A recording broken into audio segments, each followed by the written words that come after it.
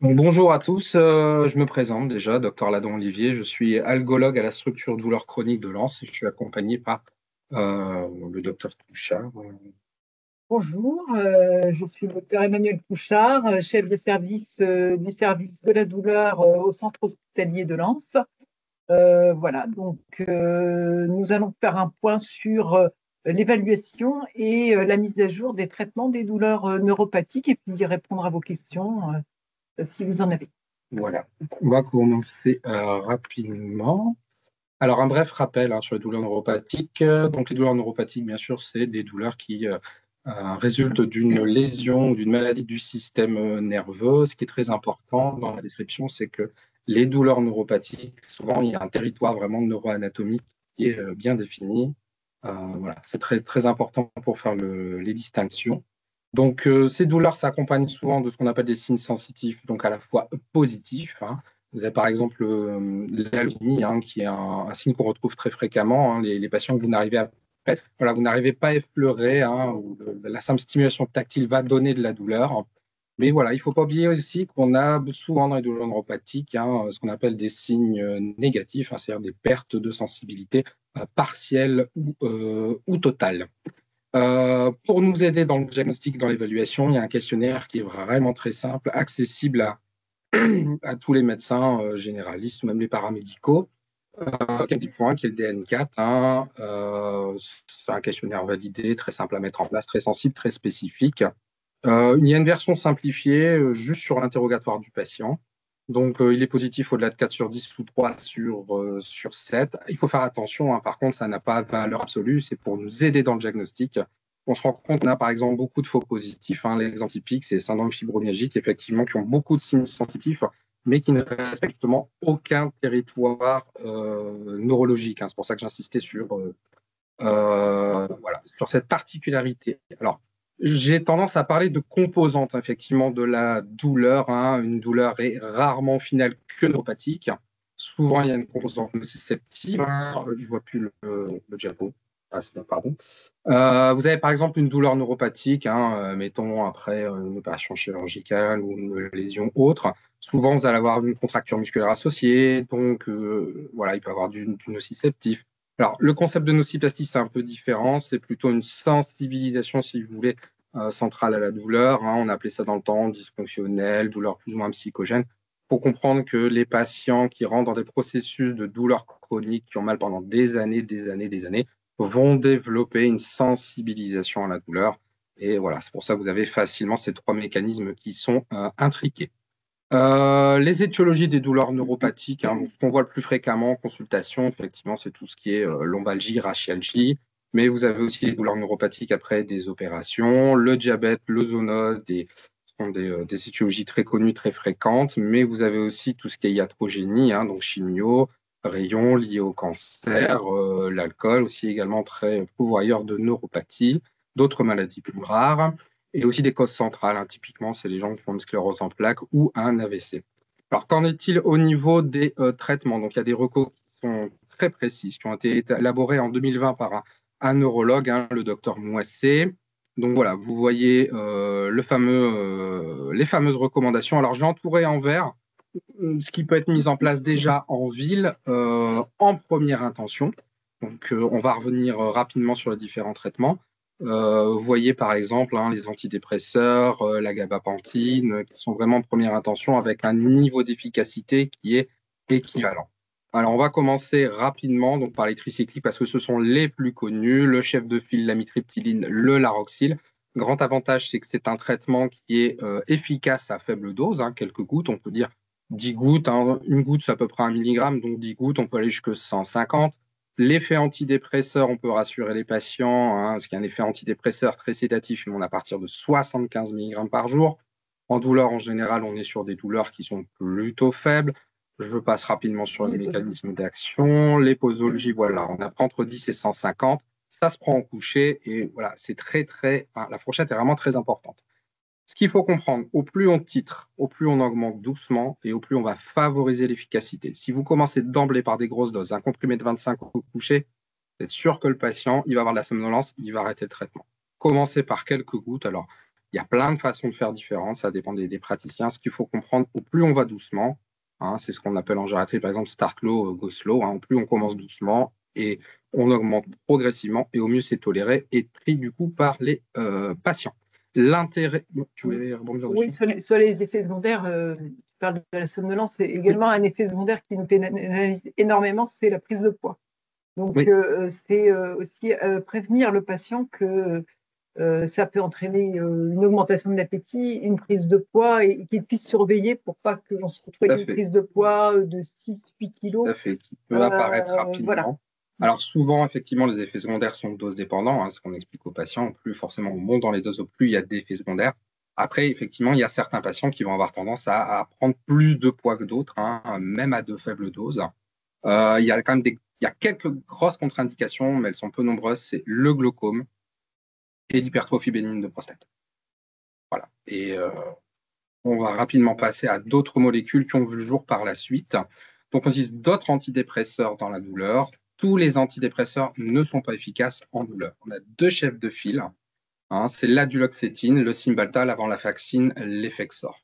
Donc, l'avantage, en fait, c'est que ce sont des antidépresseurs efficaces dans les douleurs neuropathiques, mais qui ont cet avantage justement d'être plus sélectifs, donc en général moins sédatifs que le Laroxyl. Ils ont aussi un effet antidépresseur et anxiolytique dès le faible dose. Donc, ça, c'est intéressant. Vulgairement, j'appelle le double effet qui se coule. C'est quand vous avez un patient qui a un syndrome anxio-dépressif associé, qui soit dû à la douleur ou plus ancien que la douleur chronique. Là, vous avez un intérêt à mettre ces médicaments qui sont moins sédatifs et qui, du coup, permettent de bouger plus. Et nos douleurs chroniques, on veut qu'ils bougent. On ne veut surtout pas qu'ils dorment.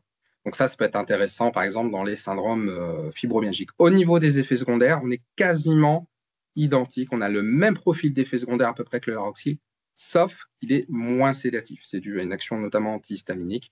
Attention, parfois, il peut y avoir l'introduction des phénomènes d'anxiété vraiment au tout début. Parfois, on met des benzodiazépines. Avant, c'était systématique, mais maintenant, on dit voilà. Ça dépend vraiment du profil du patient. Donc, molécule intéressante chez les patients anxio-dépressifs. C'est vraiment ça, hein. C'est vraiment la typologie du patient qui va nous dire on va plutôt aller vers tel ou tel type de traitement. Ensuite, voilà, les gabapentinoïdes. Alors, si vous regardez un peu, vous voyez, la prégabaline, donc le Lyrica, a été rétrogradé en deuxième intention. Je vais y revenir. Donc, le chef de file, c'est la gabapentine. Autre mécanisme d'action que les antidépresseurs. Donc, on peut associer effectivement les deux. Donc, pareil, hein, quand on voit les recommandations, on parle de 600, 1203 fois de gabapentine. C'est quand même des grosses doses, il faut avouer. Ne pas hésiter encore une fois à titrer, augmenter très progressivement les traitements. Au plus vous allez à doucement, au mieux ce sera toléré. De toute façon, on est face à des patients qui ont des douleurs chroniques. Donc, entre guillemets, voilà, on a le temps de titrer. Voilà, attention à l'insuffisance rénale, hein, il faut adapter les posologies, mais ça c'est comme beaucoup de traitements. Et je vais revenir dessus. Donc la prégabaline est passée en deuxième intention. Alors j'ai rajouté plus fibromyalgie, pourquoi? Parce que la prégabaline par rapport à la gabapentine a une AMM pour les troubles anxieux. Mais voilà, ça c'est encore une autre histoire. Attention par exemple également à la prégabaline, on a un peu plus d'effets secondaires type œdème des membres inférieurs dû à l'inhibition calcique. Donc moi, je l'utilise moins dans les insuffisances cardiaques. Alors j'ai noté prégabaline contre-indiquée dans la grossesse. En fait, ce qui s'est passé, c'est qu'il y a 2 ans, il y a une alerte de l'ANSM qui disait attention, pas de Lyrica chez la femme enceinte. Principe de précaution oblige. Moi, concrètement, les antibiotiques chez la patiente enceinte, j'évite. Je voudrais vraiment partir sur d'autres molécules, même effet secondaire que malheureusement tous nos traitements neurotropes, somnolence, prise de poids, etc. Effectivement, il faut prévenir les gens. Tramadol, donc tramadol, hein, qui est pourtant un traitement à la base morphinique, hein, en palier 2, fait partie de la deuxième ligne, au même titre que le Lyrica d'ailleurs. Alors pourquoi? C'est dû, si vous voulez, au fait que le tramadol n'est pas juste un opiacé, hein. Il y a un effet effectivement sur la sérotonine, noradrénaline, un peu au même titre que les effets antidépresseurs. Ça reste quand même un opioïde avec tous les effets secondaires des opioïdes. Encore une fois, attention, insuffisance rénale, personne âgée. C'est utilisable, le tramadol est utilisable chez la personne âgée. Il faut juste adapter les posologies et éviter les formes à demi-vie longues comme les formes LP. L'intérêt, comme c'est un opioïde, plus une action contre les douleurs neuropathiques, ça peut être intéressant, par exemple, dans les douleurs mixtes. Les effets indésirables, du coup, ils sont identiques à ceux de la morphine et des traitements sérotoninergiques. Je reviens par rapport aux personnes âgées, l'intérêt de la forme suspension buvable, oui, qui peut permettre de titrer des toutes petites posologies. Tout à fait, effectivement. Une goutte, on dit à peu près, c'est 2,5 ml. Pour les personnes âgées ou pour les enfants, faut savoir que la codéine chez l'enfant a été supprimée il y a quelques années, donc on n'a plus le droit de l'utiliser chez les enfants de moins de 12 ans. Et c'est une très très bonne alternative, effectivement, à d'autres traitements antalgiques. Je reviens également sur les gabapentinoïdes, la vigilance que l'on doit avoir chez les patients diabétiques, parce qu'ils sont source de prise de poids, là aussi, et source de déséquilibre du diabète. Et on n'y pense pas toujours. On est amené parfois, effectivement, à les prescrire à des posologies assez élevées chez les patients diabétiques. Et il faut bien surveiller le diabète parallèlement et penser que ça peut avoir une influence. Encore une fois, on est sur des traitements qui vont traiter le symptôme et pas la neuropathie, mais vraiment la douleur neuropathique. Donc, on est toujours dans cette balance bénéfice-risque. Quand on augmente le traitement, c'est tout doucement, prudemment. Si vraiment il y a un message que je veux faire passer, c'est une titration très progressive. Dès l'instant où il y a plus d'effets secondaires que d'effets bénéfiques, il faut remettre en cause notre prescription. Voilà, aussi, ces recommandations parlent des douleurs neuropathiques localisées. Alors, si vous voyez, il y a les emplantes de lidocaïne, très connu, c'est le fameux Versatis, qui a été énormément prescrit à un moment donné. Alors, il faut savoir que le Versatis est recommandé dans les douleurs neuropathiques localisées. Le problème, c'est la prise en charge par la Sécu. C'est-à-dire que même s'il est recommandé par la Société française de neurologie, il n'a la MM que dans les douleurs post-stériennes. Donc, je mets en garde les médecins généralistes. Attention, la CPM peut vous poser des petits soucis par rapport à ça. On n'a pas trop de soucis et de toute façon, on a d'autres recours que le Versatis.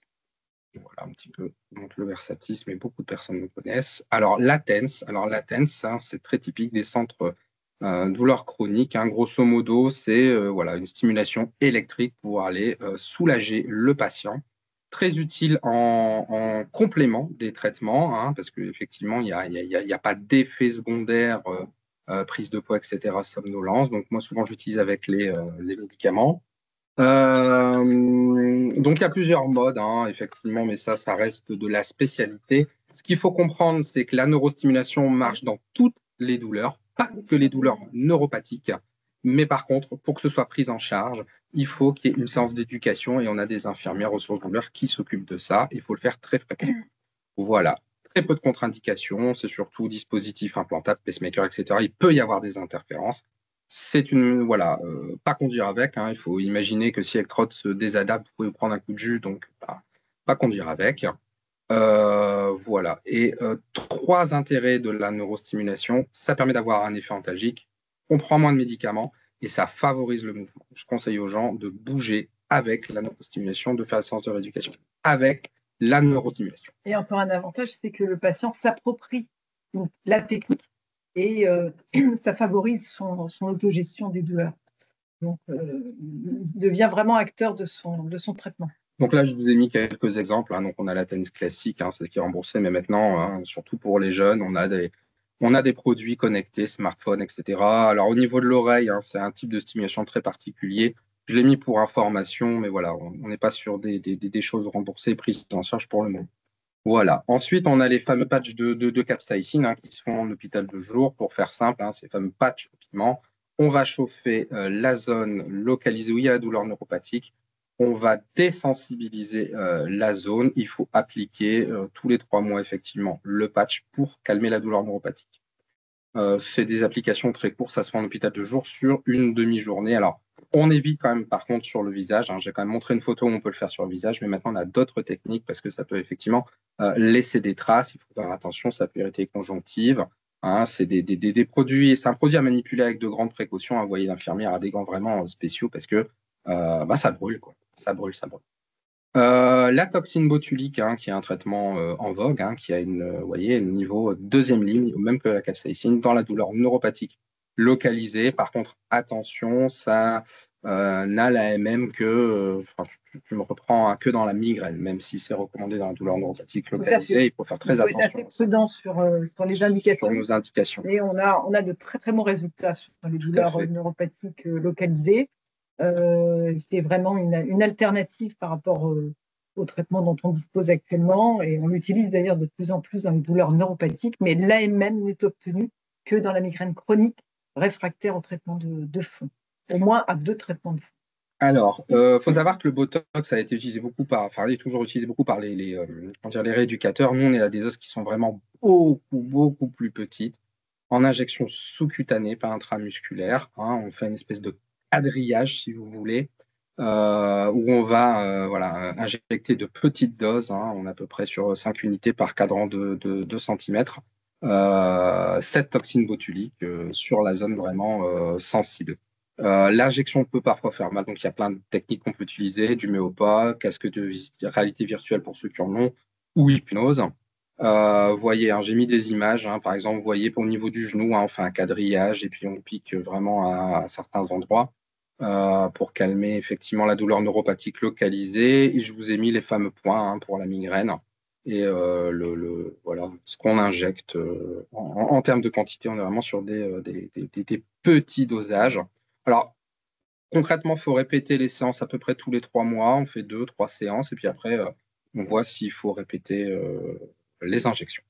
Sachant que chez un certain nombre de patients, on est amené à faire des blocs sensitifs, oui. Notamment au niveau des extrémités, puisque les injections sont tout de même injections sont douloureuses, j'en ai pas parlé, mais d'autant plus que quand elles sont réalisées sous le système d'allodie. On peut faire des anesthésies locales ou loco-régionales justement pour permettre de faire des injections de Botox.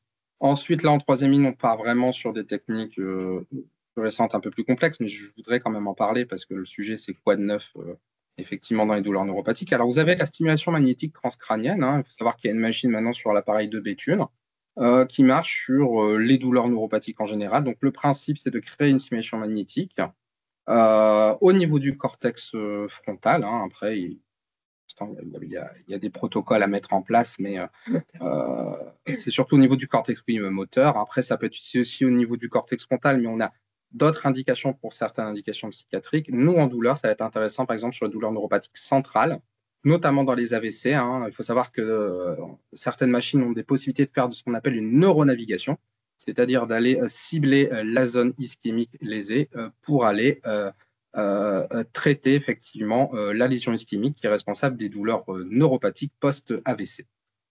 Voilà. Voilà, faut répéter les séances assez régulièrement. Je vous parle pas de protocole parce que c'est pour l'instant très dépendant des centres qui disposent de cet appareil.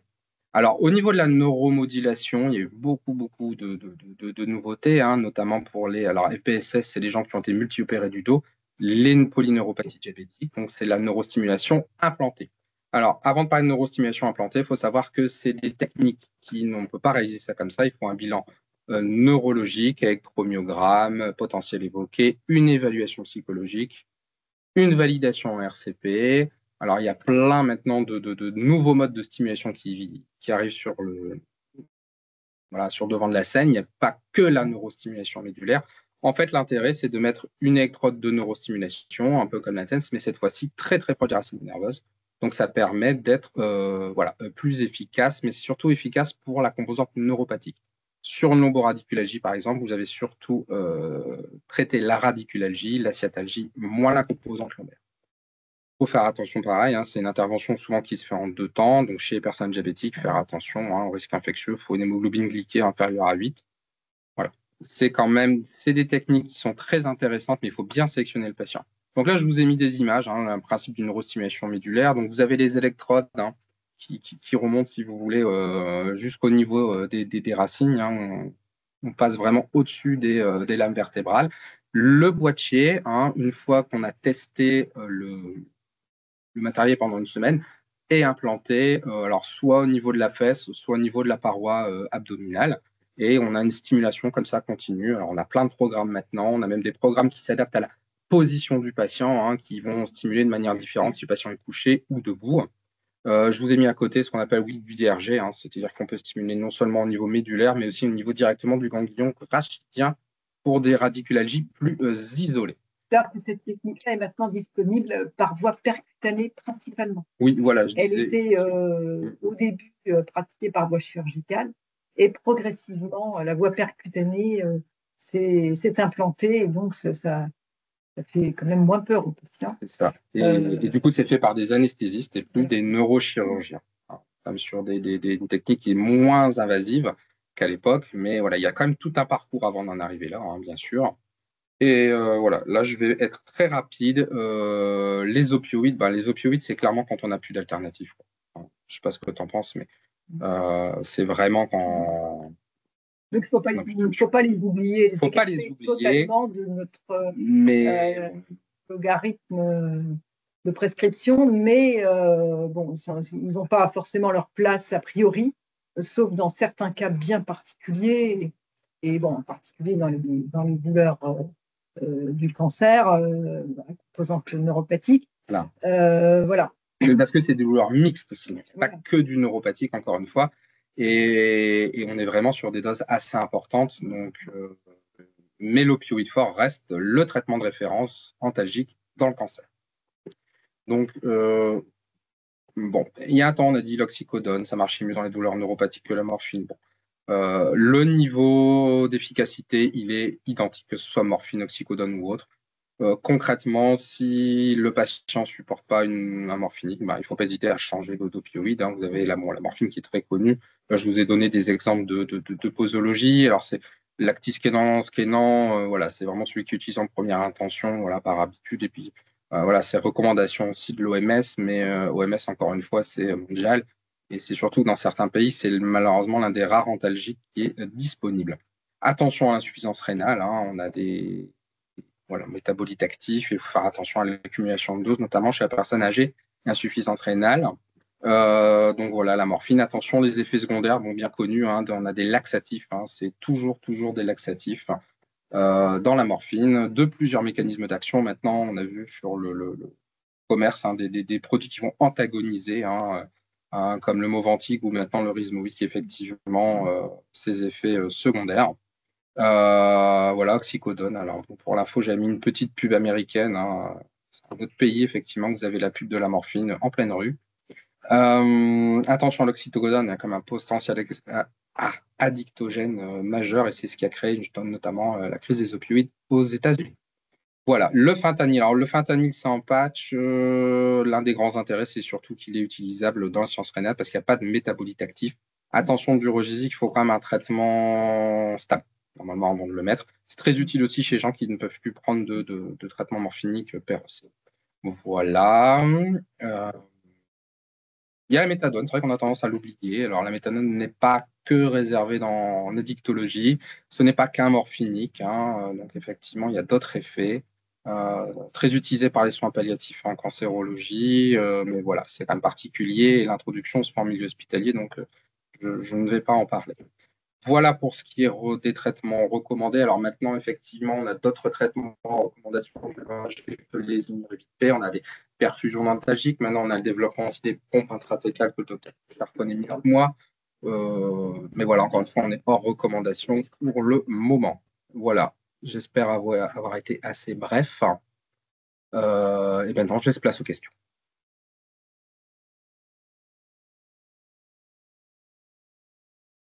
Si vous en avez. Je ne sais pas si les gens m'entendent.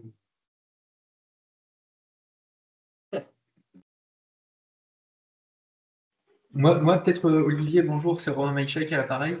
Ouais, salut. Je sais pas, à l'appareil, tu me vois. Je me pose la question, quand on vous envoie les patients au centre de la douleur, la prise en charge elle est toujours hyper carrée, puis moi j'ai toujours l'impression d'apprendre des choses, parce que je pense que je suis un peu mauvais sur la douleur, mais est-ce que nous, on peut vous aider avant de vous les envoyer sur un bilan plutôt diagnostique de manière générale sur n'importe quelle douleur neuropathique? J'entends pas, je ne vais pas prendre l'exemple du cancer parce que souvent on sait ce que c'est, on sait à quoi c'est dû, mais de manière générale, quand on a des douleurs neuropathiques sur lesquelles on a un peu cherché, on n'a pas de sciatalgie, pas d'histoire, tu vois, où on peut avoir du dégénératif au niveau de la colonne, des trucs comme ça, c'est quoi l'idée? Alors, c'est quoi l'idée? C'est bon, déjà faire effectivement un bilan minimal, hein. Par exemple, si on parle du rachis, ce qui est important de savoir, c'est quand même d'avoir au minimum effectivement un IRM, voir s'il n'y a pas une indication neurochirurgicale ou autre. Où effectivement, là, nous, on vient bien derrière. Après, il faut savoir que la douleur neuropathique, le traitement est grosso modo identique, quelle que soit la pathologie. Hein. Ça, c'est important. Une douleur neuropathique après une chimio, bah, ça se traite comme une douleur neuropathique après une intervention du rachis, par exemple. Ça reste des antipeptiques, des antidépresseurs. En première ligne, hein, je dis bien. Et c'est ce que je disais, vous êtes là plutôt en première intention, où on peut déjà effectivement commencer un peu de gabapentine, un peu de laroxyl, etc. Et dès l'instant où on voit que ça devient difficile, là, vous pouvez nous les adresser. Après, au niveau du bilan même, s'il y a tout un bilan neuro à faire, EMG, etc., oui, vous pouvez effectivement faire le bilan électromyographique. Si vous avez un doute sur derrière un rhumatisme inflammatoire ou autre, l'envoyer chez le rhumato avant, sur une neuropathie à petite fibre ou quelque chose d'un petit peu, voilà, un tableau voilà, qui est un petit peu atypique, vous pouvez l'envoyer vers les autres spécialistes. Je ne sais pas si ça répond à ta question. Plus le bilan étiologique sera avancé, oui, et plus notre action sera pertinente. Ah bah c'est bien, on se voit. En fait. Donc, après, nous, on prendra le patient au stade où il en est du bilan étiologique. On est bien souvent amené à faire nous-mêmes le bilan étiologique des examens de base, comme le dit le docteur Ladon, même à refaire une IRM du rachis parce que ça n'a pas été fait depuis plus de 5 ans, il y a une douleur radiculaire. On peut être amené à le refaire. Ce sont des choses que, si elles sont faites en ville, en amont de notre consultation, eh bien, on gagne du temps sur ce qu'on va proposer. Voilà. Ouais, sympa. Mais donc finalement, nous, en ville, on a un patient où effectivement c'est relativement typique. On a tous les signes cliniques d'une origine neuropathique à la douleur. On peut mettre un peu de duloxétine, un peu de gabapentine, mais ensuite, l'idée c'est de passer quand même un peu la main rapidement, quoi. Voilà, et surtout, vous avez le droit de mettre de la duloxétine ou de la gabapentine, même si vous n'avez pas la cause. Hein. Ouais, il y a une douleur neuropathique, vous la traitez. Hein. Je pense que c'est ce quelle que soit la cause. Hein. Ok, ça me va bien. Je vous remercie tous les deux. C'est vrai aussi que plus votre demande va être clairement motivée, et meilleur va être le circuit du patient. Vous savez aussi que maintenant, on dispose de la plateforme OmniDoc. Alors, je ne sais pas s'il y a beaucoup de médecins en ville qui y sont raccordés, mais ça permet de répondre à vos questions, vous avancez dans votre bilan, et puis nous, en plus, comme ça, on connaît déjà le patient en amont, et on le reçoit forcément dans des meilleures conditions quand on avance comme ça. Donc ça aussi, c'est un outil qui peut être intéressant pour l'adressage. Et comme vous le savez, hein, on est quand même, on a beaucoup de demandes, donc la façon dont le patient va être adressé, la façon dont le bilan va être réalisé en amont, ça compte pour le début de la prise en charge. C'est des bilans en première consultation, on passe 3/4 d'heure, 1 heure avec le patient. Il faut bien comprendre ça. Hein. Ok. Je vous remercie beaucoup. Hein. De rien. Bonne journée. Ah, sur la pompe, je vais te laisser répondre peut-être. Oui. Alors, si les pompes intratécales sont posées, utilisées au CH Lens, si oui, dans quel service peut-on trouver depuis longtemps? Je ne connaissais pas du tout ce dispositif. Alors, donc les pompes intratécales, c'est une technique qui existe depuis longtemps. Elle a été de nouveau développée il y a quelques années et recommandée maintenant dans les douleurs du cancer qui ne sont pas maîtrisées, et en particulier les douleurs liées à un cancer d'évolution assez rapide au niveau abdominal ou du petit bassin qui comprime des structures nerveuses et qui entraînent des douleurs non maîtrisables par les autres traitements. On développe également ce dispositif-là pour quelques cas bien particuliers de douleurs neuropathiques en échec de neurostimulation médulaire dans la douleur non cancéreuse. Alors, sont-elles posées au centre hospitalier de Lens? Non, nous travaillons avec des centres poseurs qui sont le CHU de Lille, service du professeur Lebuff, à l'hôpital Urier, et le centre Oscar Lambré, qui sont, voilà, on a également parfois recours à la clinique Saint-Roch en privé avec le docteur Hayon, mais qui sont donc les centres avec qui on travaille pour la pose des pompes. Ensuite, nous avons été labellisés par l'ARS pour le remplissage et le suivi des patients qui sont implantés. Donc, on est habilité à effectuer les remplissages au centre hospitalier de Lens, en hôpital de jour médecine ou quand le patient est suivi en soins palliatifs au sein de la structure de soins palliatifs. Voilà. Donc, le dispositif, c'est un cathéter intrathecal avec une pompe qui est placée sous la paroi abdominale, enfin au niveau de la paroi abdominale, qui a un volume de 40 millilitres et qui se remplit. Alors, tout dépend des pathologies et du nombre de blouses que le patient fait. Dans les cancers, en général, on est à des remplissages tous les mois. Ça dépend aussi des molécules que l'on met dans la pompe. Pour les douleurs non cancéreuses, les remplissages sont beaucoup plus espacés. Mais ça reste très, très marginal pour le moment, les douleurs non cancéreuses. La plupart du temps, on implante ce type de dispositif pour les cancers du pancréas, certains cancers gynécologiques et les cancers colorectaux ou les envahissements avec des carcinoses péritonéales qui sont très douloureuses. Voilà. Dans ces indications-là, il y a d'autres indications encore, par exemple des patients qui sont très douloureux au niveau des métastases osseuses qui ont déjà été irradiées, qu'on n'arrive pas à soulager. Comme vous le savez, il y a aussi des thérapies maintenant ciblées pour certains cancers qui prolongent la vie des patients métastatiques. Donc, on sera probablement amené à venir à poser de plus en plus d'indications et avoir des patients de plus en plus souvent implantés.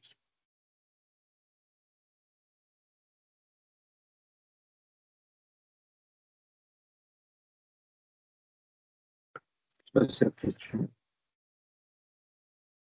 Y a-t-il d'autres questions sur les douleurs neuropathiques?